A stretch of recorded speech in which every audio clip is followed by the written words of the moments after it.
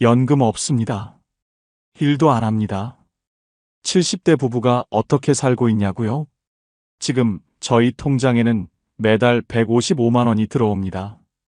거기다 비상금도 매달 40만 원씩 모으고 있어요. 3년 전까지만 해도 상상도 못했습니다.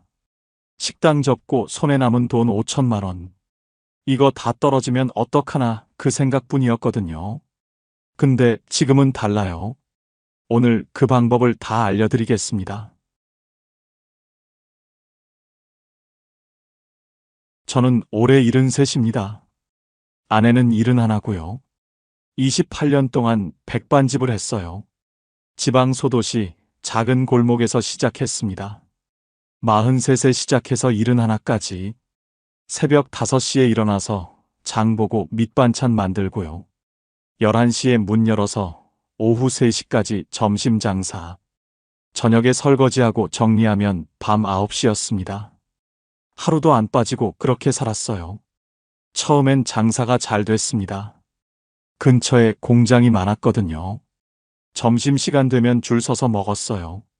한 달에 700만 원, 800만 원 벌 때도 있었습니다. 그때는 정말 열심히만 하면 되는 줄 알았어요.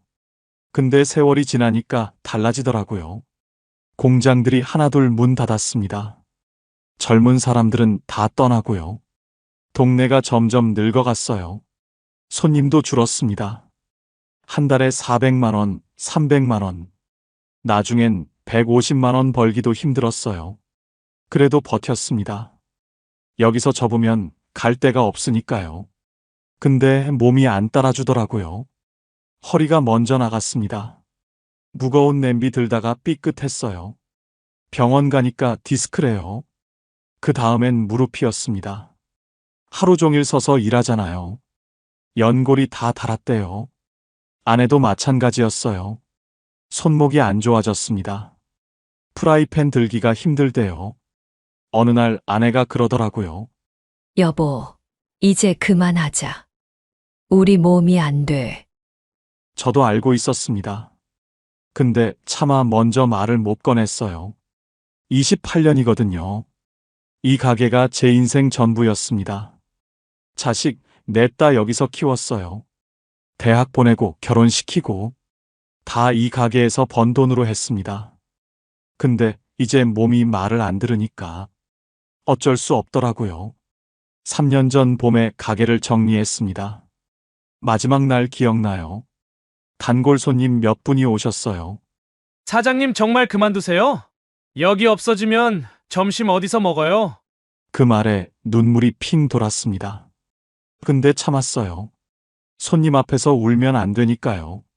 문 닫고 셔터 내리는데 손이 떨렸습니다. 28년이에요. 이 자리에서 28년을 버텼는데 아내가 옆에 있었어요. 아무 말도 안 하더라고요. 저도 아무 말 못했습니다. 집에 와서 정리를 했어요. 가게 보증금 빼고요. 밀린 거 정리하고 장비 팔고 손에 남은 돈이 5천만 원이었습니다. 28년 장사했는데 5천이에요. 가슴이 먹먹했습니다. 그동안 번 돈은 다 어디 갔을까요? 자식들한테 갔습니다. 넷 다 대학 보냈어요. 결혼자금도 보태줬고요. 집 살 때도 도와줬습니다. 후회는 안 해요. 부모니까 당연히 해야 할 일이라고 생각했거든요. 근데 그러다 보니 돈이 안 모이더라고요. 벌면 버는 대로 나갔습니다. 국민연금도 제대로 못 넣었어요. 자영업자는 본인이 다 내야 하잖아요. 장사 안 될 때는 그 돈이 아까웠습니다. 이번 달만 넘기자. 다음 달에 내지 뭐. 그러다가 결국 납부 기간이 10년도 안 됐어요. 그래서 연금이 안 나옵니다. 기초연금만 받아요. 부부 합쳐서 54만 원. 이게 전부입니다. 그날 밤에 계산기를 두드렸어요. 5천만 원. 한 달에 100만 원씩 쓰면 4년 정도. 50만 원씩 아끼면 8년. 근데 54만 원 들어오고 100만 원 나가면 매달 46만 원씩 까먹는 거잖아요. 그럼 5천만 원이 9년이면 바닥이에요. 80대 초반에 돈이 떨어지는 겁니다. 그 이후는 생각하기 싫었습니다. 근데 안 할 수가 없었어요. 아내한테 말했습니다. 5천이면 얼마나 버틸 수 있을까? 아내가 한숨을 쉬더라고요. 아껴야지. 어떻게? 그날 밤 잠이 안 왔습니다. 천장만 보면서 생각했어요.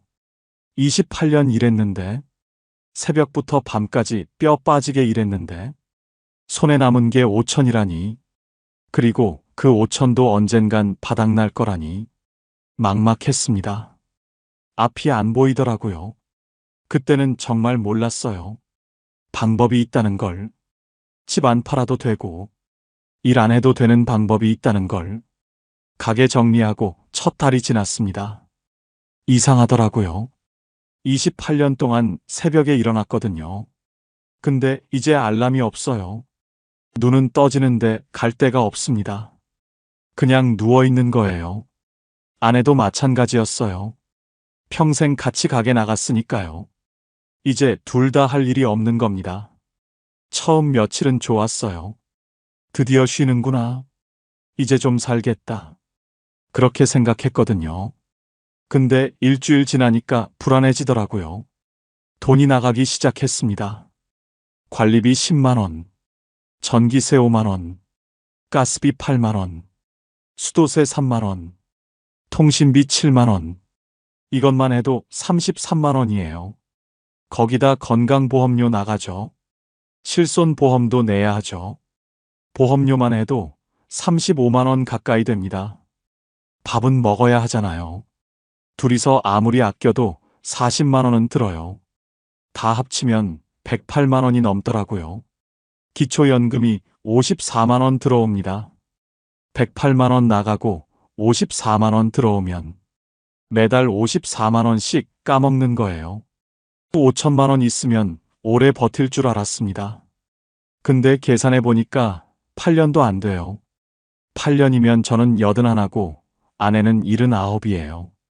그때 돈이 바닥나면 어떡해요? 그 생각을 하니까 밤에 잠이 안 왔습니다. 아내한테는 티 안 내려고 했어요. 걱정시키기 싫었거든요. 근데 아내도 눈치를 챘나 봐요. 어느 날 저녁에 그러더라고요. 여보, 요즘 왜 그래요? 밤에 한숨만 쉬고. 아내 앞에서는 괜찮은 척 했는데 다 들렸나 봅니다. 솔직하게 말했어요. 돈 생각하면 잠이 안 온다고. 이 속도면 10년도 못 버틴다고. 아내가 한참 아무 말 없더니 그러더라고요. 우리 일 나가야 하는 거 아니에요? 일. 저도 생각 안 해본 건 아니에요. 근데 뭘 해요? 평생 식당밖에 안 했는데. 그리고 몸이 안 돼요. 허리 디스크에 무릎 연골도 달았는데. 누가 70 넘은 사람을 써요?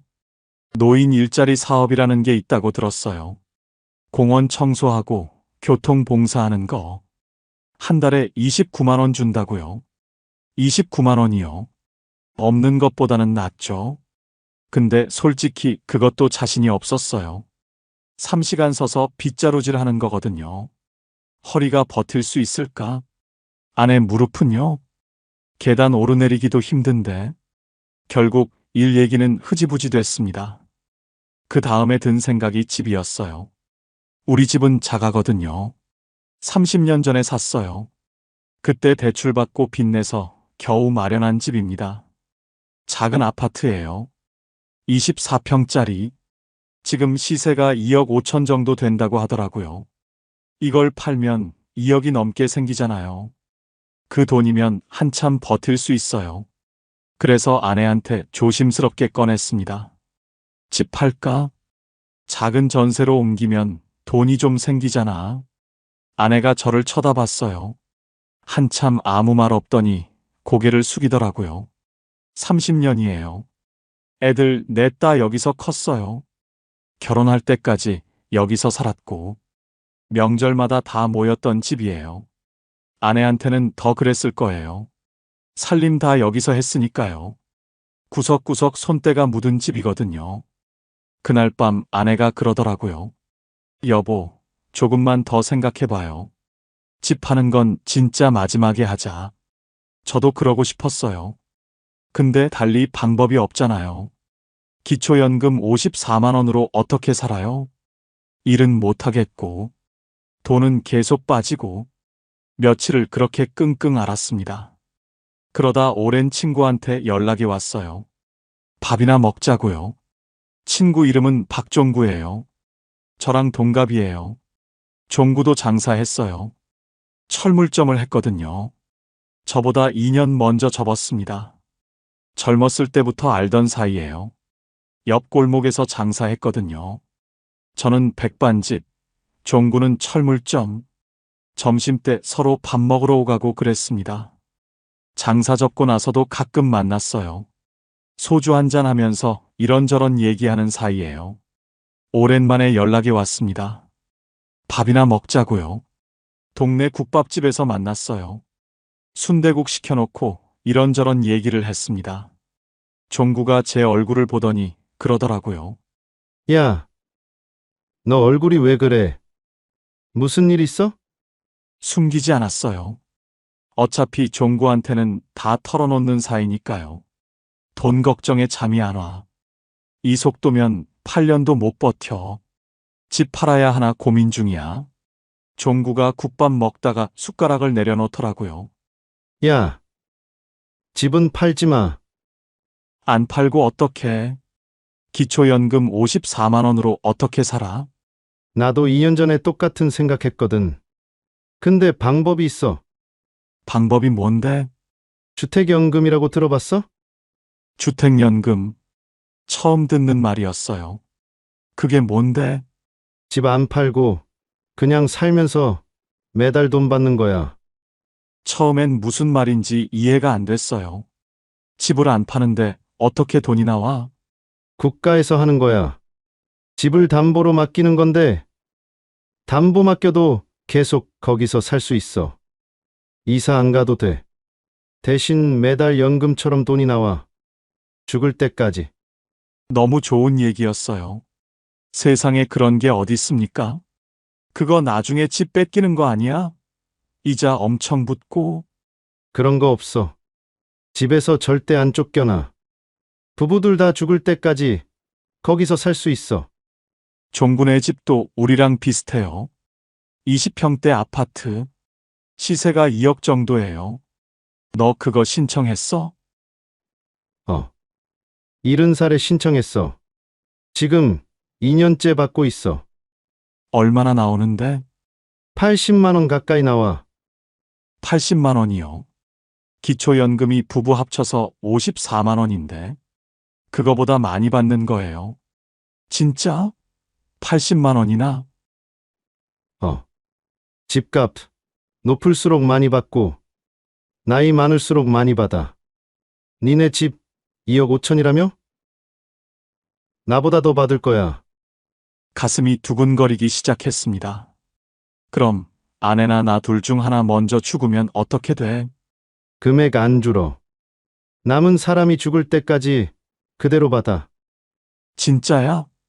야, 나도 처음엔 안 믿었어. 근데 2년째 받고 있잖아. 진짜야. 집에 오는 길에 머릿속이 복잡했어요. 진짜일까? 종구가 잘못 알고 있는 건 아닐까? 집에 와서 큰아들한테 전화했습니다. 아들아, 아버지 좀 도와줘라. 왜요, 아버지? 무슨 일이에요? 주택연금이라는 게 있다는데 좀 알아봐 줄 수 있겠니? 주택연금이요? 알겠어요. 제가 알아보고 연락드릴게요. 저녁에 아들한테 전화가 왔어요. 아버지, 알아봤어요. 그래, 뭐래? 진짜 있는 거예요. 한국주택금융공사라는 데서예요. 우리 집값이랑 아버지 나이로 계산해봤거든요. 얼마나 나온대? 월 85만 원이요. 85만 원이요. 매달 85만 원이 들어온다고요. 아버지, 이거 괜찮은 것 같아요. 집에서 계속 사시면서 돈 받는 거예요. 나중에 두 분 다 돌아가시면 그때 집으로 정산하는 거고요. 자식들한테 빚 남기는 거 아니야? 아니요.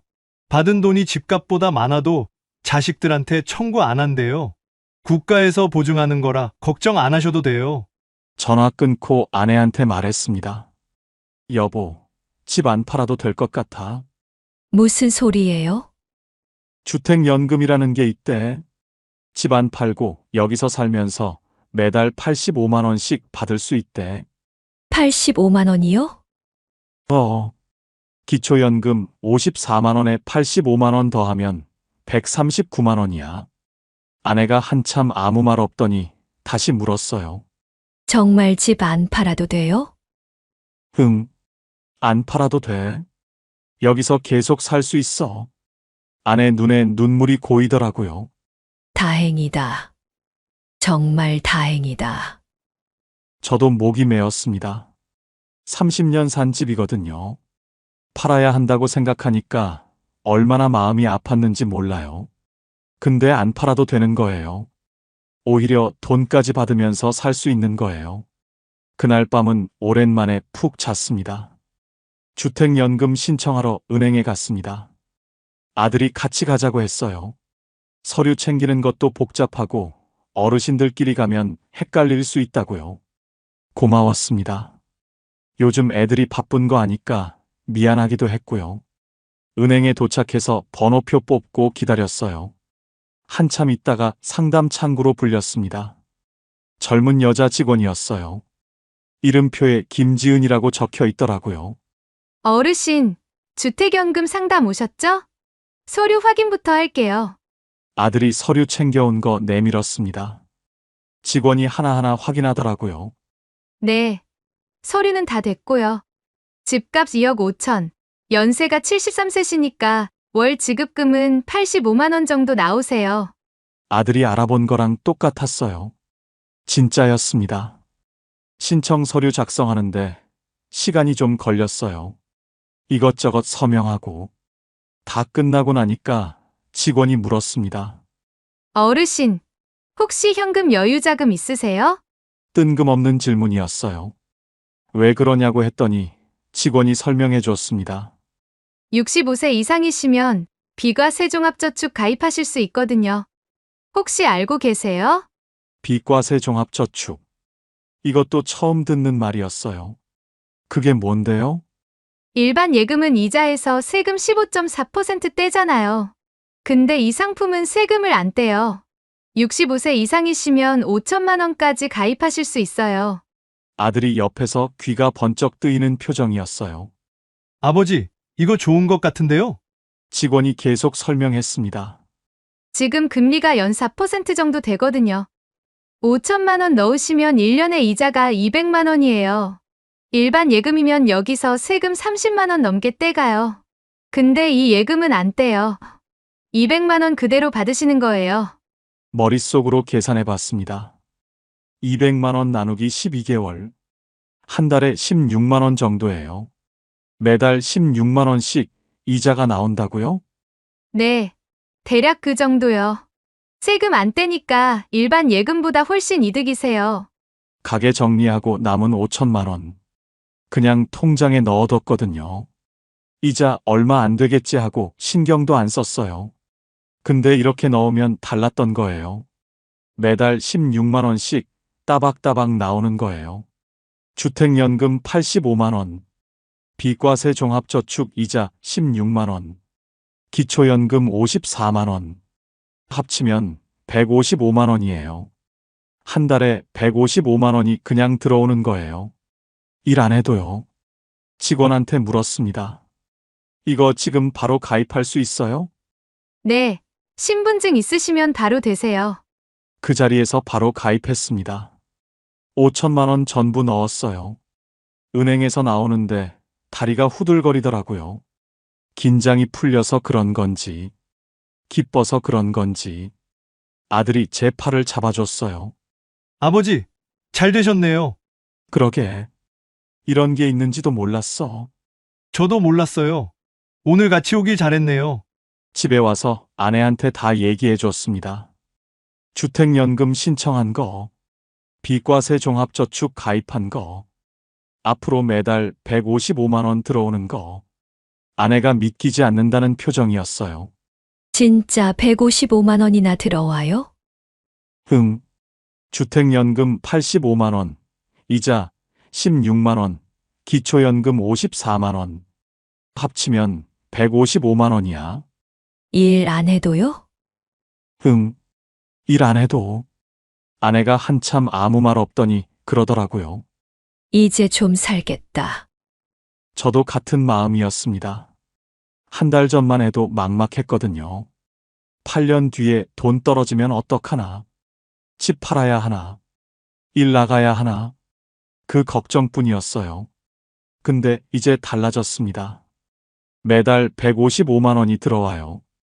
통장에서 빠지기만 하던 돈이 들어오기 시작한 거예요. 이게 현금 흐름이구나. 그때 처음 알았습니다. 주택연금 첫 입금일이 왔습니다. 아침에 일어나서 통장을 확인했어요. 85만 원이 찍혀 있더라고요. 진짜였습니다. 종구 말이 맞았어요. 아들이 알아본 것도 맞았고요. 은행 직원이 설명해 준 것도 다 맞았어요. 그동안은 통장에서 빠지기만 했거든요. 관리비 빠지고, 보험료 빠지고, 생활비 빠지고, 한 달에 한 번씩 잔고 확인할 때마다 숫자가 줄어 있었어요. 그거 볼 때마다 가슴이 답답했습니다. 근데 이제 달라졌어요. 들어오는 돈이 생긴 거예요. 매달 1일에 주택연금 85만 원, 매달 25일에 기초연금 54만 원, 3개월에 한 번 비과세 종합저축 이자. 이자는 3개월치 합쳐서 들어오는데요. 한 달로 나누면 16만 원 정도예요. 다 합치면 155만 원입니다. 155만 원이요. 일 안 하고 매달 155만 원이 들어오는 거예요. 처음에는 믿기지가 않았어요. 통장 찍힐 때마다 확인했습니다. 진짜 들어왔나? 금액이 맞나? 매번 맞더라고요. 첫 달이 지나고, 두 번째 달이 지나고, 세 번째 달이 지나니까 실감이 나기 시작했어요. 아, 이게 진짜구나. 매달 이렇게 들어오는구나.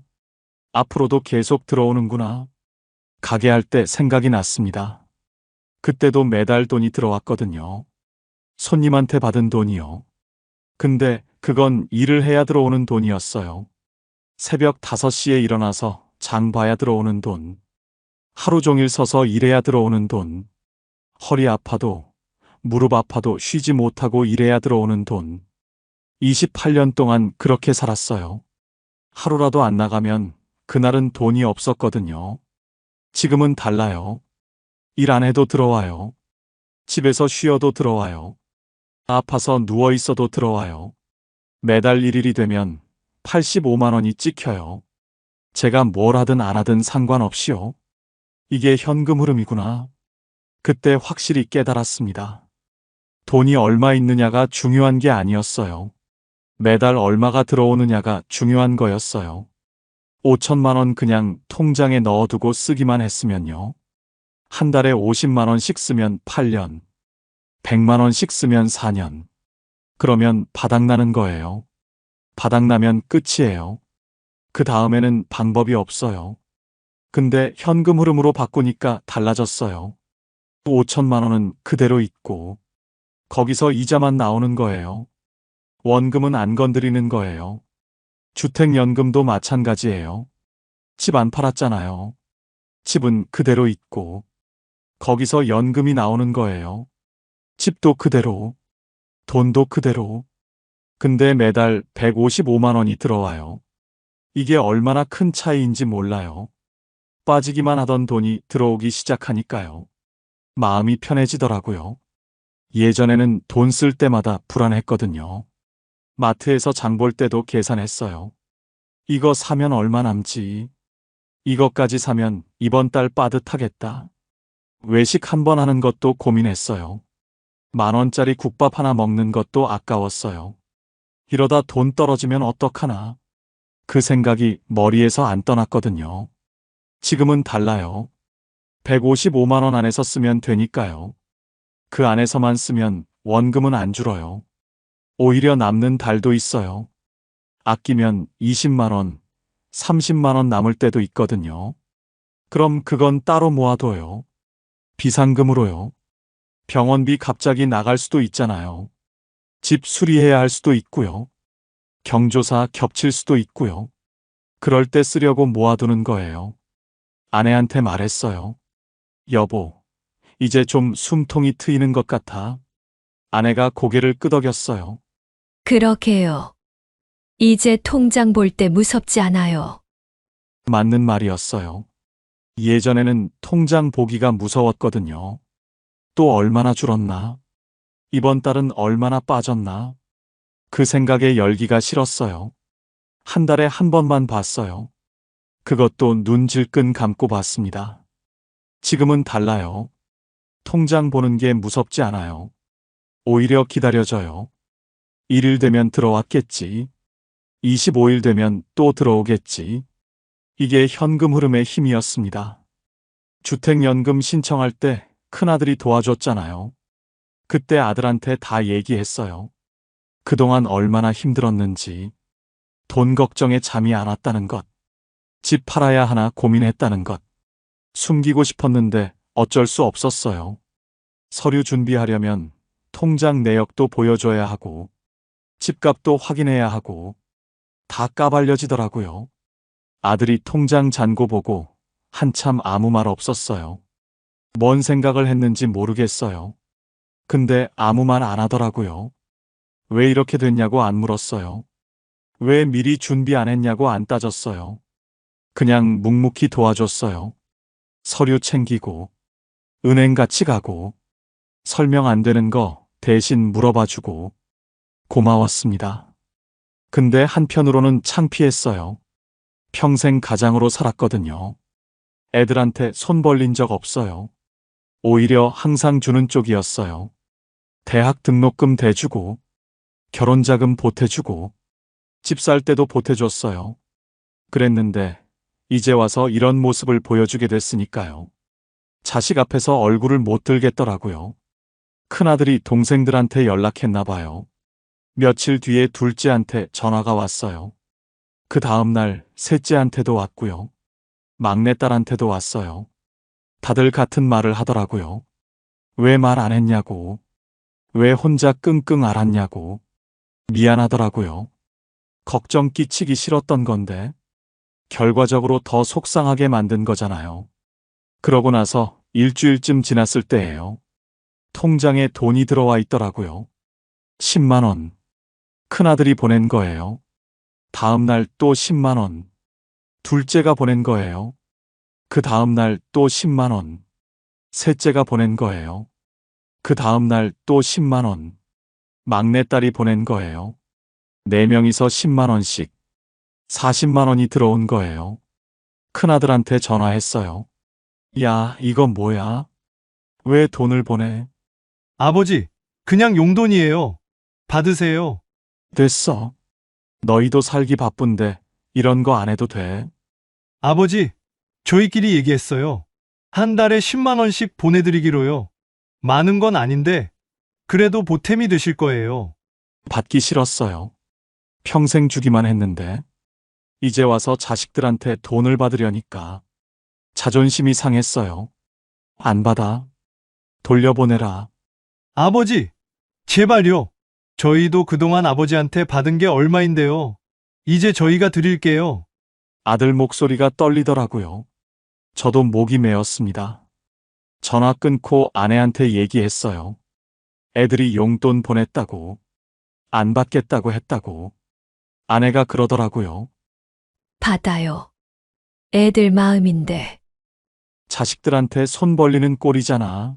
손 벌린 게 아니라 애들이 먼저 준 거잖아요. 그게 다른 거예요. 아내 말이 맞았어요. 내가 달라고 한 게 아니에요. 애들이 먼저 보낸 거예요. 그래서 받았습니다. 근데 이 돈은 안 쓰기로 했어요. 아내랑 얘기했습니다. 155만 원으로 생활하자. 애들이 보내주는 40만 원은 손대지 말자. 비상금으로 모아두자. 아내도 동의했어요. 그래요. 나중에 급할 때 쓰는 걸로 하자. 그래서 통장을 따로 만들었어요. 비상금 통장이요. 매달 40만 원씩 거기로 들어가요. 한 번도 안 건드렸어요. 1년이면 480만 원이에요. 2년이면 거의 1000만 원이에요. 병원비 갑자기 나가도 걱정 없어요. 큰 수리비 나가도 감당할 수 있어요. 그게 있으니까 마음이 놓여요. 뭔가 있다는 게 얼마나 큰 힘인지 몰라요. 예전에는 갑자기 돈 나갈까봐 무서웠거든요. 병원비 나가면 어떡하나? 보일러 고장나면 어떡하나? 그 걱정이 항상 있었어요. 지금은 달라요.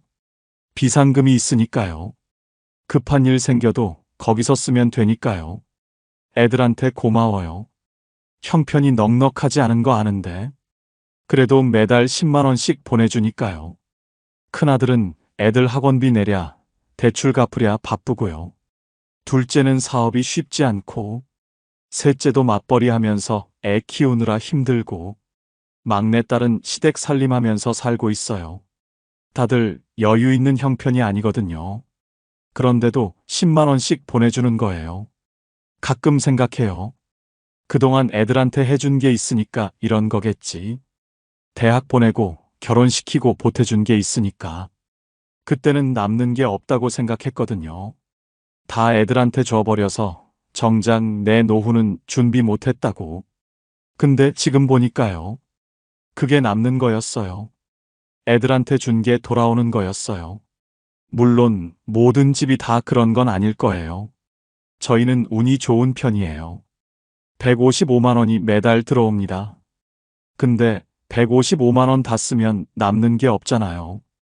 아내랑 얘기했어요. 여보, 우리 130만 원 안에서 살아보자. 그럼 25만 원이 남잖아.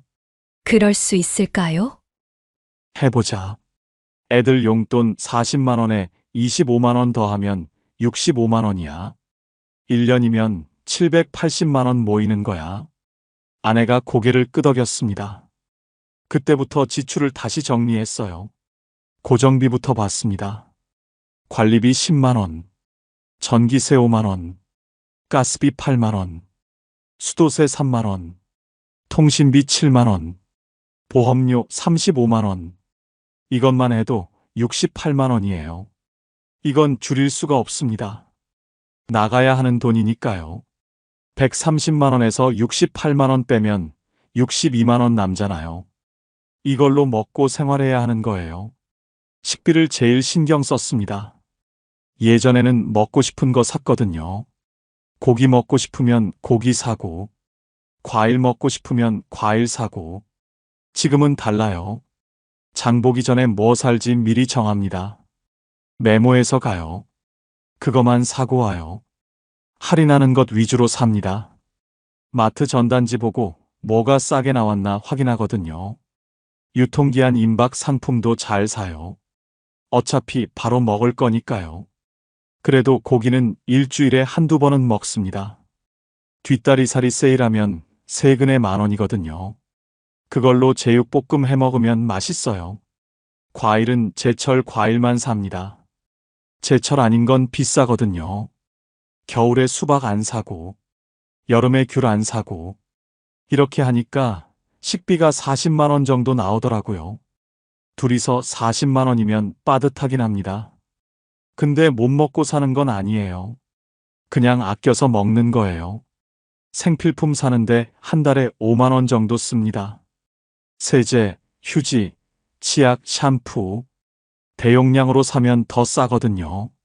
하나 사면 하나 더 주는 거 할 때 사두고요. 병원비가 한 달에 7만 원에서 8만 원 나갑니다.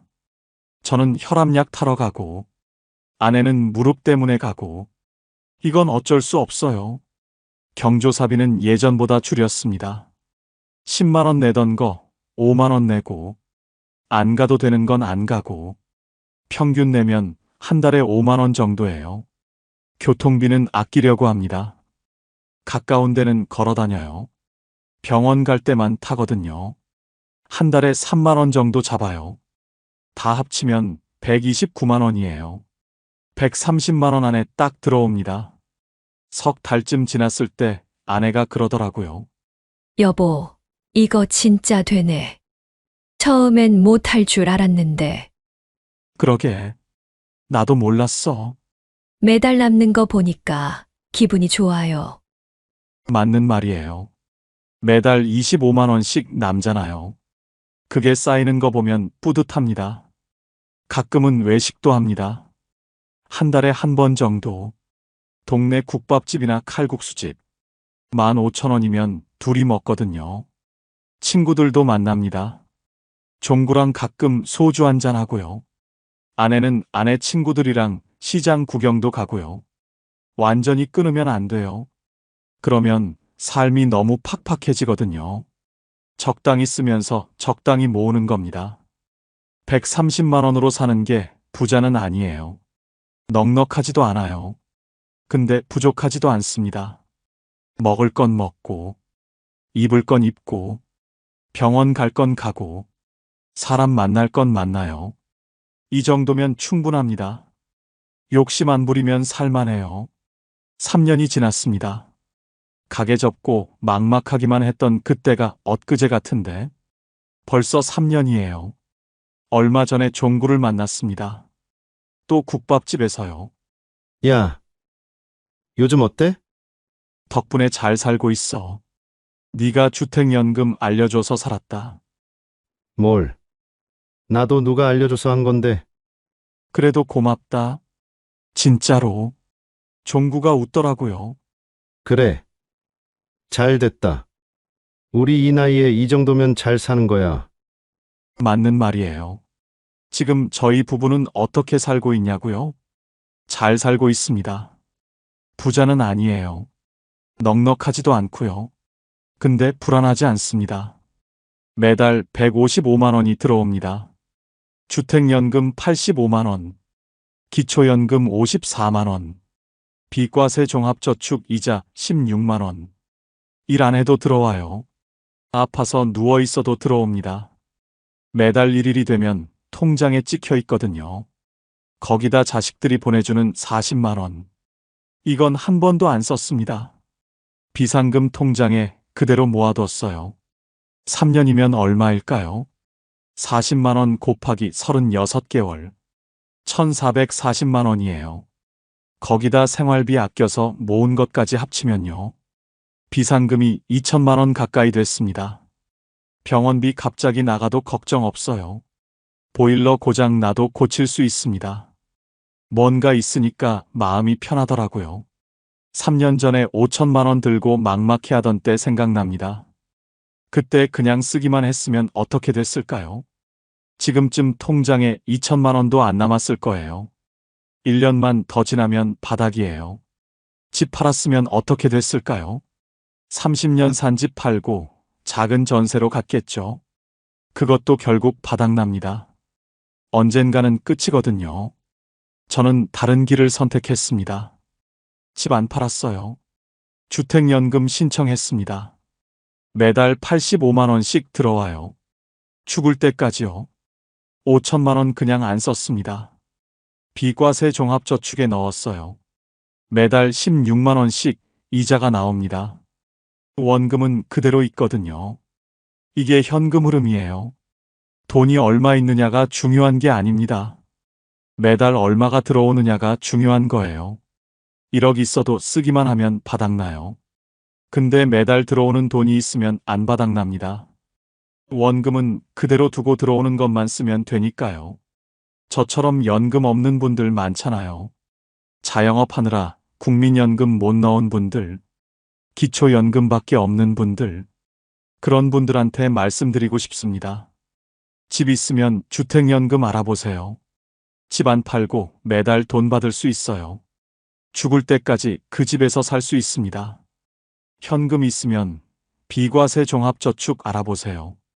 65세 이상이면 5천만 원까지 세금 안 떼거든요. 이자가 고스란히 내 돈이에요. 저도 3년 전까지는 몰랐습니다. 친구한테 우연히 듣고 알았어요. 왜 이런 걸 아무도 안 알려줬을까? 그때 정말 억울했습니다. 그래서 이 얘기를 하는 거예요. 저처럼 모르는 분들이 있을까 봐요. 방법이 있습니다. 집 안 팔아도 돼요. 일 안 해도 됩니다. 현금 흐름을 만드세요. 매달 들어오는 돈을 만드세요. 그게 답이에요. 저는 지금 행복합니다. 부자는 아니에요. 근데 불안하지 않습니다. 매달 돈이 들어오니까요. 비상금도 있으니까요. 30년 산 집에서 계속 살 수 있으니까요. 이 정도면 충분해요. 오늘 이야기가 도움이 되셨으면 좋겠습니다. 비슷한 상황에 계신 분들께 이 영상 공유해 주셔도 좋고요. 구독하시면 다음 이야기도 받아보실 수 있어요. 봄날 이야기였습니다. 집 있으면 괜찮을 줄 알았습니다. 연금 나오면 버틸 줄 알았어요. 주변 친구들 보면요.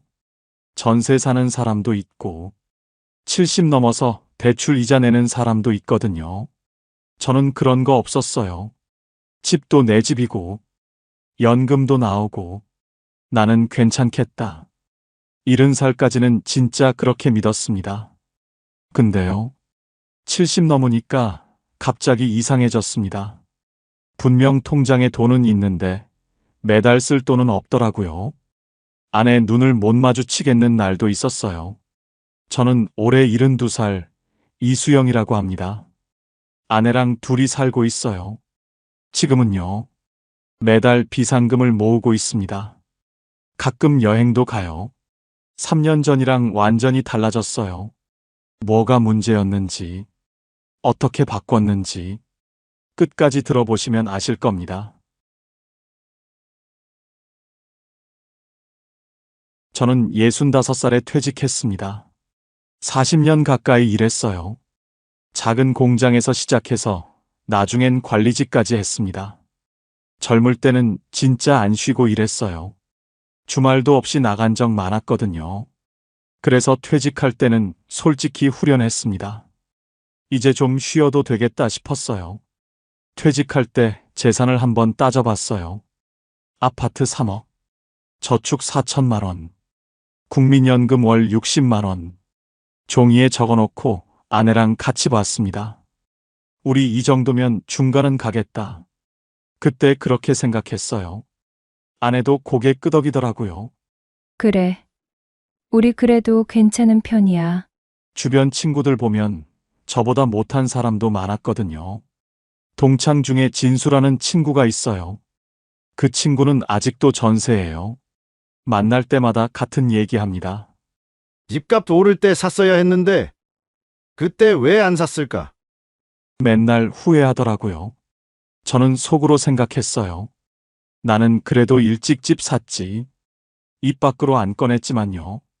또 다른 친구 명호는요. 집은 있는데 대출이 아직 남았어요. 70 넘어서도 이자 내고 있더라고요. 지난번 만났을 때 그러더라고요. 퇴직금 절반이 대출 갚는 데 들어갔어. 매달 이자만 40만 원이야. 한숨을 쉬더라고요. 저는 그런 거 없었거든요.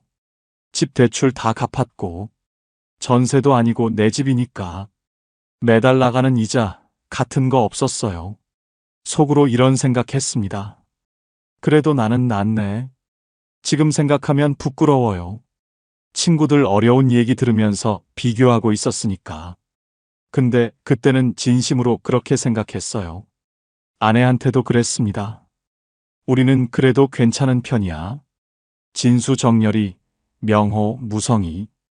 우리가 얼마나 나은지 알아? 아내도 동의했어요. 맞아. 집이라도 있으니까 다행이지. 대출 없는 게 어디야. 저희 아파트가 지방 중소도시에 있거든요. 30평대 아파트예요. 서울이었으면 꿈도 못 꿨을 가격인데 여기는 3억이면 이 정도 평수 살 수 있어요. 월세 걱정 없고 대출 이자 낼 것도 없고 그게 얼마나 큰 건지 알았거든요. 친구들 볼 때마다 더 그랬어요. 집 있으면 됐지. 연금 나오면 뭐 어떻게든 되겠지. 근데 솔직히 말하면요. 처음부터 넉넉하진 않았어요. 국민연금 60만 원, 기초연금 아내랑 합쳐서 30만 원 정도. 합치면 90만 원이에요. 90만 원으론 부족했습니다.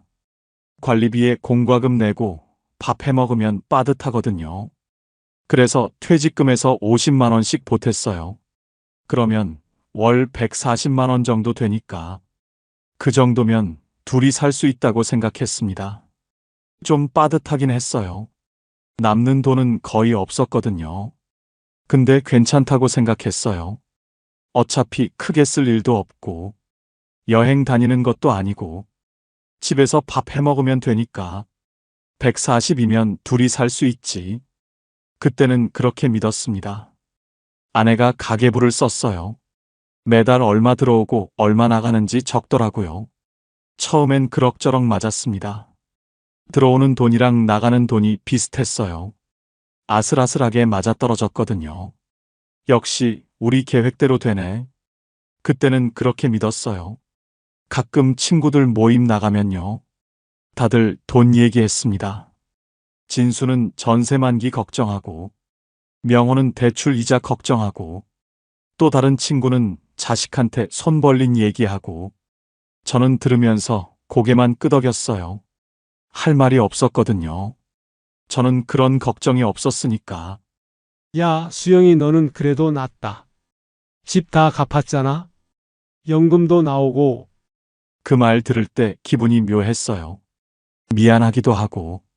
근데 솔직히 안심도 됐거든요. 그래, 나는 괜찮아. 70살 될 때까지 그렇게 믿었습니다. 근데요, 그게 착각이었어요. 집 있고 연금 나온다고 괜찮은 게 아니더라고요.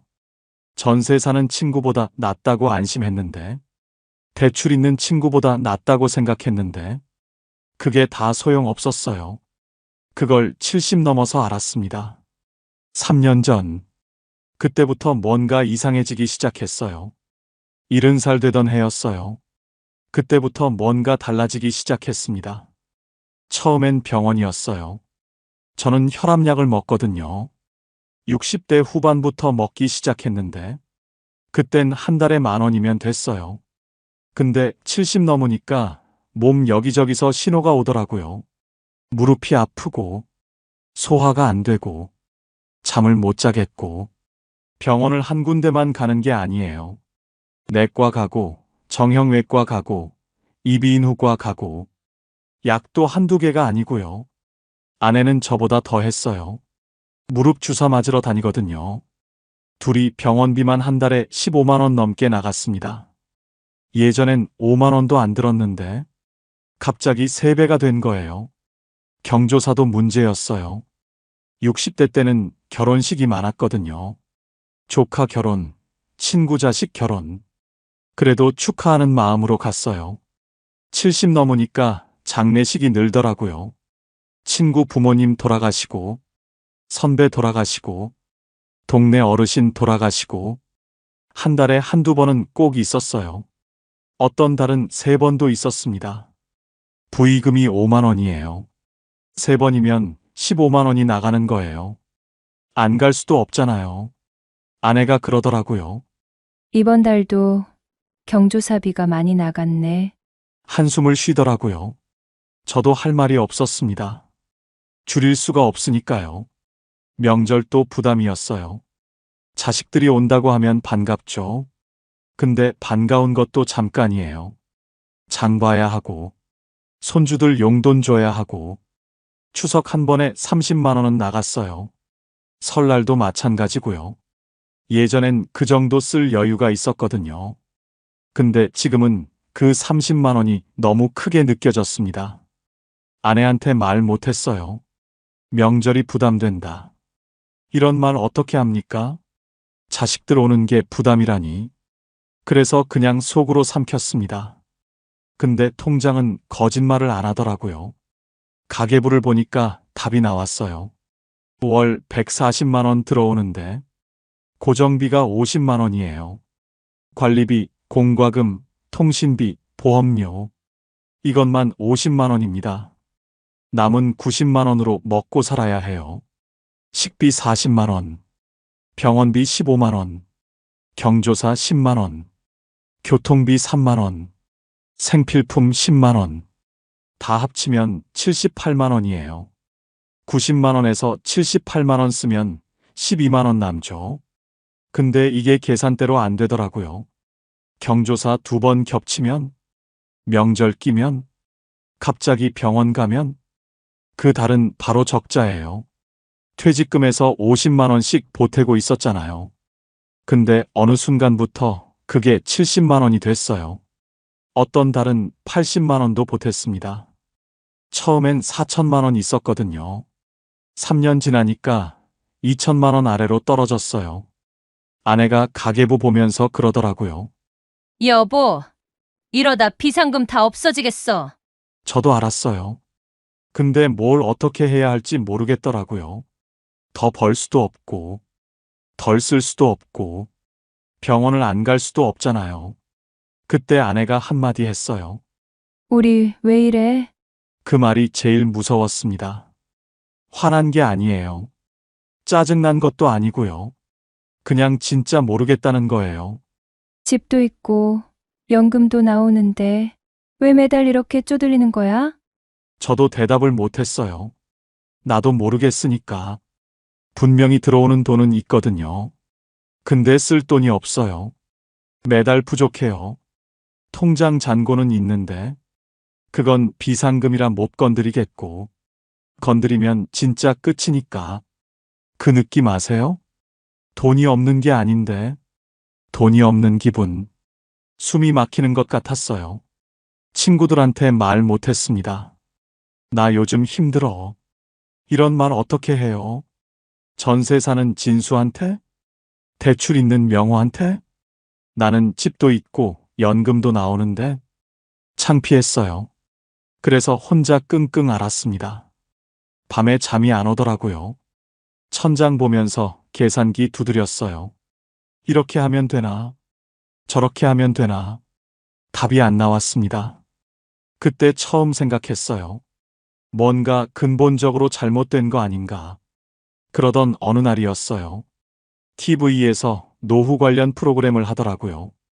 평소 같으면 채널 돌렸을 거예요. 근데 그날은 왠지 보게 됐습니다. 제 상황이랑 비슷한 얘기가 나왔거든요. 전문가가 이런 말을 하더라고요. 노후가 무너지는 건 돈이 없어서가 아닙니다. 매달 들어오는 돈이 없어서예요. 그 말이 귀에 꽂혔어요. 자산이 많아도 현금이 안 돌면 힘듭니다. 집이 10억이어도 매달 쓸 돈이 없으면 가난한 거예요. 아내한테 그랬어요. 저거 우리 얘기 아냐? 아내도 TV를 보더니 한숨을 쉬더라고요. 맞아. 우리가 딱 저거야. 그날 밤에 다시 계산을 해봤어요. 우리 자산이 얼마지? 아파트 3억. 비상금 2천만 원. 합치면 3억 2천이에요. 적은 돈 아니잖아요. 근데 왜 매달 쪼들릴까? 답은 간단했어요. 그 돈이 안 도니까요. 아파트는 살고 있으니까 못 팔아요. 팔면 우리가 갈 데가 없잖아요. 월세 살 수도 없고, 자식 집에 얹혀 살 수도 없고, 비상금 2천만 원은 건드리면 안 돼요. 그거 다 쓰면 진짜 끝이니까. 병원비 크게 나오면 어떡해요? 그러니까 3억 2천이 있어도요. 실제로 쓸 수 있는 돈은 0원인 거예요. 그제야 깨달았습니다. 문제는 돈이 없는 게 아니었어요. 돈이 안 도는 거였어요. 자산은 있는데 현금이 없는 상태. 집은 있는데 쓸 돈이 없는 상태. 통장엔 숫자가 있는데 손 뗄 수 없는 상태. 이게 진짜 문제였던 거예요. 전세 사는 진수는요. 매달 들어오는 돈이 150만 원이에요. 연금이 좀 더 많거든요. 전세라서 관리비도 싸고 대출 있는 명호도요.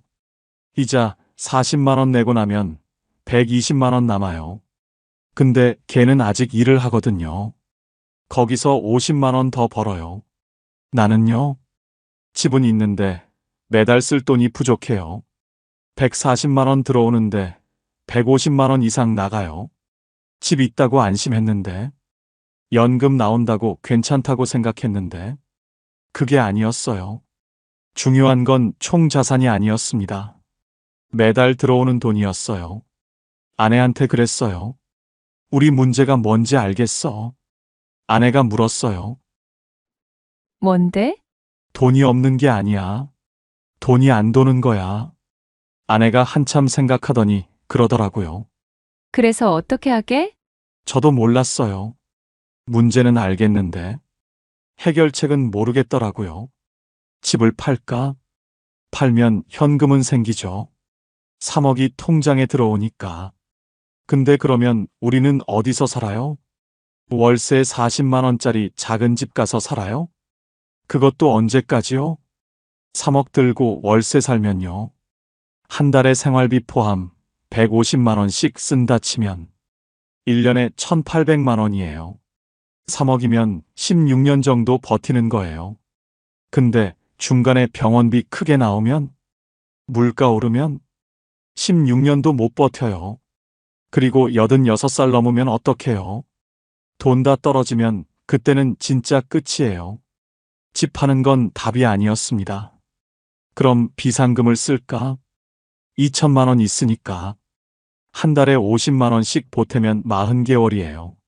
3년 조금 넘게 버틸 수 있어요. 근데 그러면 비상금이 0원이 되잖아요. 진짜 급할 때 쓸 돈이 없어지는 거예요. 아내가 큰 병 나면, 내가 쓰러지면, 그때 돈이 없으면 어떡해요? 비상금 쓰는 것도 답이 아니었어요. 머리가 복잡했습니다. 자산은 있는데 현금이 없다. 집은 못 팔고, 비상금은 못 쓰고, 연금은 부족하고, 이러지도 저러지도 못하는 상황. 막다른 골목에 몰린 기분이었어요. 그날 밤에 또 잠을 못 잤습니다. 천장 보면서 생각했어요. 방법이 없나? 진짜 방법이 없는 건가? 아내는 옆에서 자고 있었어요. 깨우고 싶지 않았습니다. 나도 불안한데 아내까지 불안하게 하고 싶지 않았거든요. 그렇게 며칠을 끙끙거렸어요. 근데요, 방법이 있었습니다. 제가 몰랐던 거예요. 며칠을 고민하다가 주민센터에 갔어요. 솔직히 창피했습니다. 70 넘은 사람이 가서 돈이 부족해요 하는 게 자존심 상하더라고요. 근데 혼자 끙끙거려봤자 답이 안 나오잖아요. 그래서 용기 내서 갔습니다. 복지 담당자한테 솔직하게 말했어요. 연금 받고 있는데 매달 부족합니다. 뭔가 방법이 없을까요? 담당자가 젊은 분이었어요. 30대 초반쯤 돼 보이더라고요. 제 얘기를 듣더니 이것저것 물어봤어요. 집이 있냐? 연금 얼마 받냐? 다른 소득 있냐? 다 대답했더니 컴퓨터를 한참 보더라고요. 그러더니 이런 말을 하는 거예요. 어르신, 주택연금이라고 아세요? 처음 듣는 말이었어요. 주택연금이요? 그게 뭔데요? 담당자가 설명해 줬어요. 집을 담보로 맡기면 매달 연금이 나와요. 집에서 계속 사시면서요. 저는 바로 고개를 저었어요. 그거 집 뺏기는 거 아니에요? 나중에 은행에서 집 가져가는 거 아니고요? 담당자가 웃으면서 그러더라고요. 아니에요. 돌아가실 때까지 계속 사시는 거예요. 집 팔고 나가는 거 아니에요. 그래도 믿기지 않았어요. 세상에 그렇게 좋은 게 어딨어요. 뭔가 함정이 있을 것 같았거든요. 집에 와서 아내한테 얘기했어요. 주택연금이라는 게 있대. 집 담보로 맡기면 매달 돈 나온대. 아내도 고개를 갸웃거리더라고요. 그게 진짜야? 사기 아냐? 저도 같은 생각이었어요. 그래서 인터넷으로 찾아봤습니다. 한국주택금융공사라는 데서 하는 거더라고요. 국가에서 보증하는 거예요. 사기가 아니었어요. 더 찾아보니까 이런 내용이 나왔어요. 부부 중 한 명이 55세 이상이면 신청할 수 있대요. 집값 12억 이하면 되고요. 우리 집은 3억이니까 해당되더라고요. 그러면 매달 얼마가 나오느냐? 70세 기준으로 3억짜리 집이면요. 한 달에 89만 원 정도 나온대요. 89만 원이요. 눈을 의심했습니다. 우리가 지금 연금으로 받는 게 90만 원이거든요. 그거랑 거의 비슷한 돈이 매달 더 들어온다고요? 아내한테 보여줬어요. 이거 봐. 89만 원이래. 아내도 놀라더라고요. 진짜? 매달? 매달. 근데 걱정이 됐어요. 이거 나중에 집값보다 더 많이 받으면 어떡해? 우리가 오래 살면 은행이 손해잖아. 그러면 나중에 더 내라고 하는 거 아냐? 그게 제일 무서웠거든요. 받을 만큼 받고 나서 더 내라고 하면. 그때는 어떡해요? 다시 찾아봤어요. 그랬더니 이런 내용이 있더라고요. 연금 수령액이 집값을 초과해도 추가 청구 없음. 이게 무슨 말이냐면요. 우리가 오래 살아서 집값보다 더 많이 받아도 그 차액을 갚으라고 안 한대요. 반대로 집값이 남으면요. 그건 자식한테 상속된대요. 아내가 그러더라고요. 세상에 이런 게 있었어? 왜 우리는 몰랐을까? 저도 같은 생각이었어요. 진작 알았으면 좋았을 텐데. 몰라서 3년을 끙끙거렸던 거예요. 담당자가 하나 더 알려줬어요. 노인 일자리 사업인데 하루 3시간씩 경로당 봉사, 청소 등 공익 활동을 하는 거라고요. 한 달이면 30만 원 정도 된다고 했어요. 30만 원이요. 크진 않지만 적은 돈도 아니잖아요. 그날 계산을 해봤어요. 지금 연금 90만 원, 주택연금 신청하면 89만 원, 노인 일자리 하면 30만 원, 합치면 209만 원이에요. 140만 원 받던 사람이 209만 원 받을 수 있다고요? 거의 70만 원이 더 생기는 거예요. 매달요. 그날 처음으로 희망이 보였어요. 막혀있던 게 뚫리는 느낌이었습니다.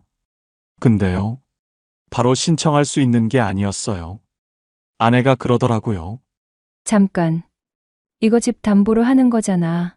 나중에 애들한테 물려줄 집인데. 거기서 막혔습니다. 자식 문제. 이게 생각보다 복잡했어요. 주택연금 신청하려면요. 자식한테 먼저 말해야 할 것 같았어요. 법적으로는 안 그래도 된대요. 부부가 결정하면 되는 거래요. 근데 마음이 그렇지 않잖아요. 이 집은 나중에 애들한테 물려줄 집인데 그걸 담보로 잡는다? 말 안 하고 하면 나중에 문제될 것 같았어요. 아버지 왜 그랬어요? 이럴까 봐요. 아내도 같은 생각이었어요. 애들한테 얘기는 해야지. 나중에 알면 서운해할 거야. 그래서 아들한테 먼저 전화했습니다. 아들이 서울에 살거든요. 맞벌이의 애둘이에요. 바쁜 거 알아요. 전화했더니 반갑게 받더라고요. 아버지 웬일이세요? 할 얘기가 있어서. 이번 주말에 내려올 수 있냐? 좀 뜸을 들였나 봐요. 아들이 걱정하더라고요. 무슨 일이에요? 아프세요? 아니, 아픈 건 아니고 그냥 얼굴 보고 얘기하고 싶어서. 그 주말에 아들이 내려왔어요. 며느리랑 손주들은 안 오고 혼자 왔더라고요. 밥 먹고 나서 얘기를 꺼냈어요. 아버지가 요즘 돈이 좀 부족하다. 연금으로는 빠듯해. 아들이 놀라더라고요. 그러셨어요? 왜 말씀 안 하셨어요? 말해서 뭐 하겠냐? 너희도 바쁜데. 아들이 한숨을 쉬더라고요. 아버지, 저희가 보태드릴게요. 저는 고개를 저었어요. 그러려고 부른 거 아니야. 다른 얘기하려고 그래. 주택연금 얘기를 꺼냈어요. 이 집 담보로 맡기면 매달 돈이 나온대. 한 달에 89만 원 정도. 그러면 좀 숨통이 트일 것 같다. 아들이 가만히 듣더라고요. 표정이 복잡해 보였어요. 한참 있다가 물었어요. 그러면 이 집은요? 우리가 살아있는 동안은 계속 살 수 있어. 근데 나중에 우리 없으면. 아들이 끄덕이더라고요. 집이 은행으로 가는 거죠? 그런 셈이지. 솔직히 아들이 반대할 줄 알았어요. 아버지, 그러지 마세요. 이럴 줄 알았거든요. 근데요. 아들이 그러더라고요. 아버지, 하세요. 저도 아내도 놀랐어요. 뭐? 하시라고요. 주택연금. 아들이 계속 말했어요. 저는 솔직히 이 집 상속받을 생각 없었어요. 서울에 제 집 있잖아요. 아버지 어머니가 편하게 사시는 게 중요하죠. 집 물려받는 것보다 그게 더 중요해요. 그 말 듣는데 코끝이 찡했어요. 이 녀석이 이렇게 컸구나. 근데요. 여기서 끝이 아니었어요. 아들이 물었어요. 근데 누나는요? 얘기하셨어요? 딸한테는 아직 말 안 했거든요. 아직. 아들이 그러더라고요. 누나한테도 얘기해야죠. 나중에 알면 서운해할 수도 있어요. 맞는 말이었어요.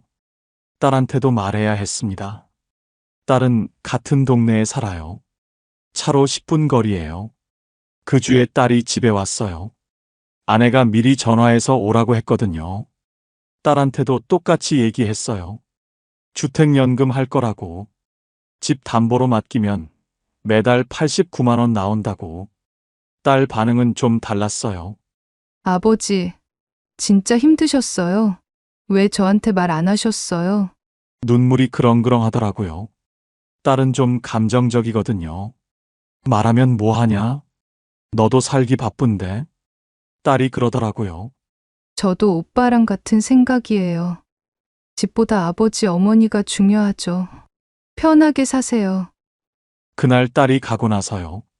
아내가 그러더라고요. 애들이 컸네. 우리가 걱정한 게 부끄럽다. 저도 같은 생각이었어요. 자식들이 반대할까봐 겁났거든요. 근데 아니었어요. 오히려 우리보다 더 담담하게 받아들이더라고요. 그제야 마음이 놓였어요. 이제 진짜 신청해도 되겠다. 근데요. 주택연금만으론 부족했어요. 89만 원 더 들어오면 좋죠. 기존 연금 90만 원에 89만 원 더하면 179만 원이에요. 생활비 150만 원 쓰면 29만 원 남아요. 예전보다는 훨씬 낫죠. 근데 저는 욕심이 생겼어요.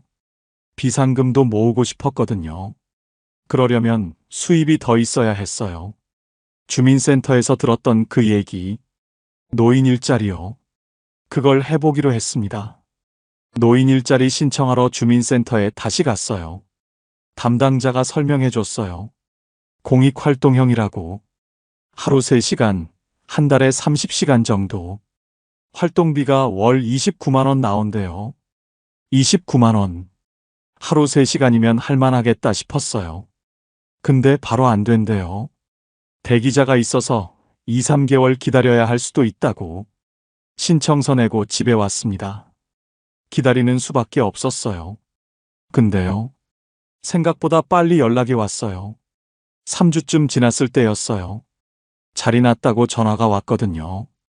바로 대답했어요. 하겠다고. 전화 끊고 나서 좀 떨리더라고요. 70 넘어서 다시 일하러 간다. 이게 될까? 첫날 나갔어요. 동네 경로당 근처 공원이었어요. 거기서 환경 정리를 하는 거예요. 낙엽 쓸고 쓰레기 줍고. 어려운 일은 아니었어요. 같이 하는 분들이 7, 8명 있었어요. 다 저랑 비슷한 나이예요. 70대 초중반 어르신들. 9시에 모여서 12시에 끝나요. 힘들면 중간에 쉬어도 되고요. 무리할 필요가 없었어요.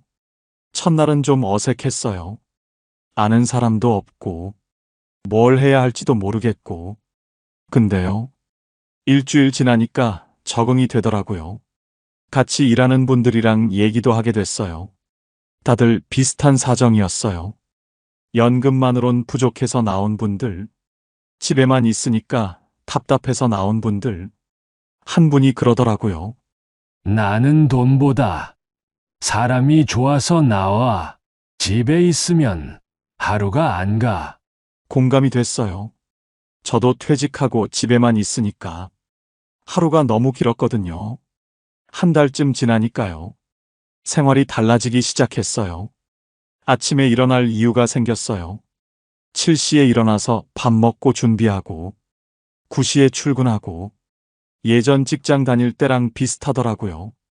물론 훨씬 편하지만요. 하루 3시간이니까 12시에 끝나면 동료들이랑 점심 먹을 때도 있었어요. 동네 식당에서 된장찌개 하나 시켜놓고 이런저런 얘기하는 거예요. 아내가 그러더라고요. 당신 요즘 얼굴이 좋아졌어. 밖에 나가니까 다른 것 같아. 저도 느꼈어요. 뭔가 달라졌다는 거. 29만 원이 큰 돈은 아니에요. 하루로 치면 10,000원도 안 되거든요. 근데요, 이건 돈만의 문제가 아니었어요.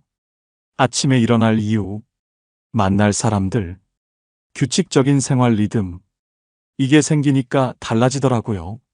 퇴직하고 나서 집에만 있었잖아요. TV 보고, 낮잠 자고, 산책하고, 그게 전부였거든요. 솔직히 우울했어요. 나는 이제 쓸모없는 사람인가? 그런 생각도 했었거든요. 근데 일을 시작하니까요. 그런 생각이 안 들어요. 내가 뭔가 하고 있다는 느낌. 그게 중요하더라고요. 혹시 이런 분 계세요? 집에만 있으니까 하루가 안 가는 분. 뭔가 해야 할 것 같은데 뭘 해야 할지 모르겠는 분. 저도 그랬어요. 근데 밖에 나가서 뭐라도 하니까 달라졌어요. 돈은 부수적인 거예요. 29만 원이 목적이 아니었어요. 생활이 바뀌는 게 더 컸습니다. 주택연금 신청도 마무리됐어요. 서류 준비하고 심사받고 한 달 정도 걸렸어요.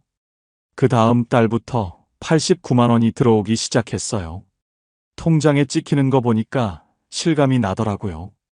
아내가 통장 보면서 웃었어요.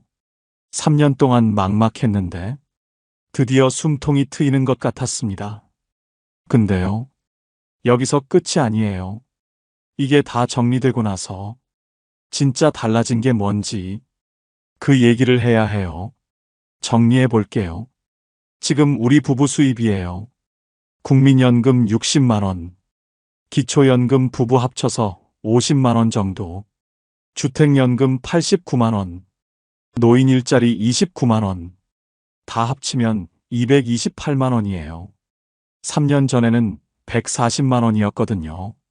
그것도 퇴직금 까먹으면서 겨우 맞춘 거였어요. 지금은 228만 원이에요.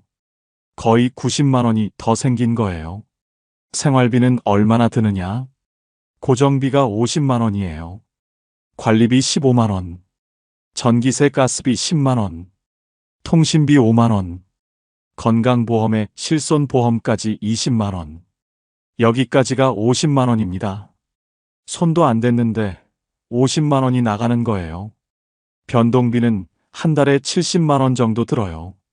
식비 40만 원, 병원비 10만 원, 경조사 10만 원, 생필품 7만 원, 교통비 3만 원, 다 합치면 120만 원이에요. 228만 원 들어오고 120만 원 나가면요, 108만 원이 남아요. 근데 이게 매달 딱 맞아 떨어지는 건 아니에요. 경조사 많은 달은 더 나가고 병원비 큰 달도 있거든요. 그래서 넉넉하게 잡아서 150만 원 쓴다고 치면요, 한 달에 78만 원 정도 남는 거예요. 3년 전에는 매달 마이너스였거든요. 퇴직금에서 50만 원, 70만 원씩 빠져나갔잖아요. 지금은 반대예요. 매달 돈이 쌓여요. 이게 얼마나 큰 차이인지 아세요? 3년 전에는요, 병원 갈 때마다 계산기 두드렸어요. 이거 해야 하나 말아야 하나. 약 이거 꼭 먹어야 하나. 지금은 안 그래요. 아프면 그냥 병원 가요. 필요한 약이 있으면 사요. 3년 전에는요, 손주 생일에 용돈 5만 원 주는 것도 고민했어요. 이번 달 빠듯한데 어떡하지? 지금은 안 그래요. 손주 오면 용돈 주고, 맛있는 것도 사주고, 눈치 안 봐요. 자식한테 손 안 벌려요. 이게 제일 커요. 3년 전에 아들이 그랬거든요. 아버지, 저희가 보태드릴게요. 저는 고개를 저었어요. 그때도 지금도요. 자식한테 손 벌리기 싫었어요. 걔들도 살기 바쁜데 내가 왜 짐이 돼요? 근데 3년 전에는 불안했어요. 이러다 진짜 손 벌려야 하는 거 아닌가? 퇴직금 다 떨어지면 어떡하지? 지금은 그런 걱정 안 해요. 내 돈으로 내가 살아요. 당당하게요. 아내 표정이 달라졌어요. 3년 전에는 한숨을 많이 쉬었거든요. 가계부 볼 때마다, 통장 볼 때마다. 요즘은 한숨 안 쉬어요. 오히려 웃을 때가 많아졌어요. 얼마 전에 아내가 그러더라고요. 우리 이번 달은 좀 남겠다. 그 말이 얼마나 좋은지 몰라요. 예전엔 이번 달도 빠듯한 애였거든요. 부자 됐냐고요? 아니요. 전혀요.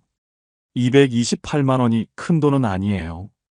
여행 자주 다니고 그런 거 못해요.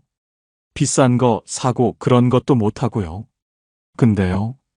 불안하지 않아요. 그게 제일 중요해요. 3년 전에는 매일 불안했거든요. 이러다 어떡하지? 돈 다 떨어지면 어떡하지? 자식한테 손 벌려야 하나? 그 생각에 잠을 못 잤어요. 밤마다 천장 보면서 끙끙거렸거든요. 지금은 그런 거 없어요. 잠 잘 와요. 마음이 편해요. 혹시 지금 이런 분 계세요? 돈은 있는데 쓸 돈이 없는 분. 집은 있는데 매달 쪼들리는 분. 저도 그랬어요. 3년 전에 딱 그 상태였어요.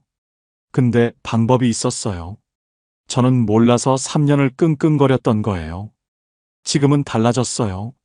매달 돈이 들어오고 매달 조금씩 남아요. 그리고 또 한 가지. 여기서 끝이 아니에요. 저는 지금 비상금을 다시 모으고 있어요. 3년 전에 다 까먹을 뻔했던 그 비상금이요. 얼마나 모았는지. 이게 왜 중요한지. 이 부분 꼭 들으셔야 해요. 지금 저는 비상금을 모으고 있어요. 3년 전에 거의 바닥났거든요. 4천만 원 있던 게 2천만 원 아래로 떨어졌었어요. 그 속도로 가면 3년 안에 0원 될 뻔했어요. 지금은 달라요. 매달 조금씩 쌓이고 있어요. 한 달에 70에서 80만 원 정도 남거든요. 거기서 50만 원씩 비상금으로 넣고 있어요. 나머지는 여유자금으로 두고요. 1년이면 600만 원이에요. 2년이면 1200만 원이고요. 이 속도면 5년 안에 3천만 원 모을 수 있어요. 원래 퇴직금 4천만 원엔 못 미치지만 그래도 비상금이 다시 쌓이고 있다는 게 중요해요. 비상금이 왜 중요하냐면요. 70 넘으면 언제 무슨 일이 생길지 몰라요. 아내가 갑자기 아플 수도 있고, 내가 쓰러질 수도 있고, 집에 뭐가 고장 날 수도 있고, 그때 쓸 돈이 있어야 해요. 없으면 자식한테 손 벌려야 하거든요. 저는 그게 싫어요. 그래서 비상금을 모으는 거예요. 3년 전에 그게 없어서 얼마나 불안했는지 몰라요. 퇴직금 줄어드는 거 보면서 이러다 어떡하지? 매일 그 생각이었거든요. 지금은 반대로 늘어나는 거 보잖아요. 그게 얼마나 마음이 편한지 몰라요. 가끔 여행도 가요. 1박 2일 정도. 가까운 데로요. 온천 가거나 바다 보러 가거나. 비싼 데 가는 거 아니에요. 숙소도 저렴한 데 잡고, 밥도 그냥 동네 식당에서 먹고. 그래도 좋아요. 아내랑 둘이 나가서 바람 쐬는 거. 그게 행복이더라고요. 3년 전에는 상상도 못했어요. 여행은 무슨, 그 돈 아껴야지. 그 생각밖에 없었거든요. 지금은 가끔 가요. 2달에 한 번 정도. 그 정도 여유는 생겼어요. 손주한테 용돈도 줘요. 생일 때 10만 원 주고, 명절 때 5만 원 주고, 가끔 과자 사주고. 큰 돈은 아니에요. 근데 눈치 안 보고 주는 게 중요해요.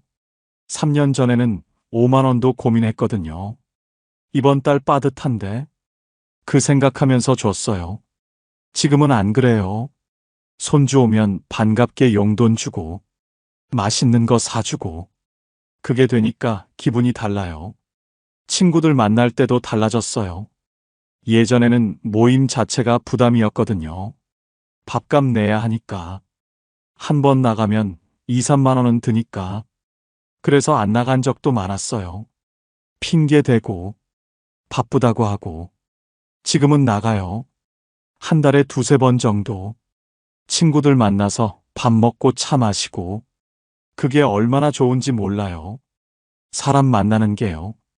퇴직하고 제일 외로웠던 게 그거거든요. 만날 사람이 없다는 거. 갈 데가 없다는 거. 지금은 일자리에서 만나는 분들도 있고, 친구들 모임도 나가고, 사람이 많아졌어요. 저는 부자가 아니에요. 월 228만 원 버는 사람이에요. 150만 원 쓰고 70에서 80만 원 남기는 사람이에요. 근데요, 자식한테 손 안 벌려요. 병원 갈 때 계산기 안 두드려요. 손주한테 용돈 줄 때 눈치 안 봐요.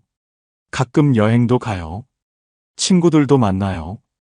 그리고 비상금이 다시 쌓이고 있어요. 매달요. 이게 부자는 아니어도 괜찮은 노후 아니에요? 제가 드리고 싶은 말씀은요, 노후가 무너지는 이유, 돈이 없어서가 아니에요. 집이 있어도, 연금이 나와도, 매달 쓸 돈이 없으면 무너져요. 중요한 건 총 자산이 아니에요. 매달 들어오는 돈이에요. 저는 그걸 70 넘어서 깨달았어요. 3년을 끙끙거리고 나서요. 여러분은 저보다 빨리 준비하세요. 미리 알면 미리 대비할 수 있으니까요. 오늘 영상 도움이 되셨을까요? 구독하시면 다음 이야기도 받아보실 수 있어요. 노후 준비, 연금, 생활비. 현실적인 이야기 계속 들려드릴게요. 봄날 이야기였습니다. 감사합니다.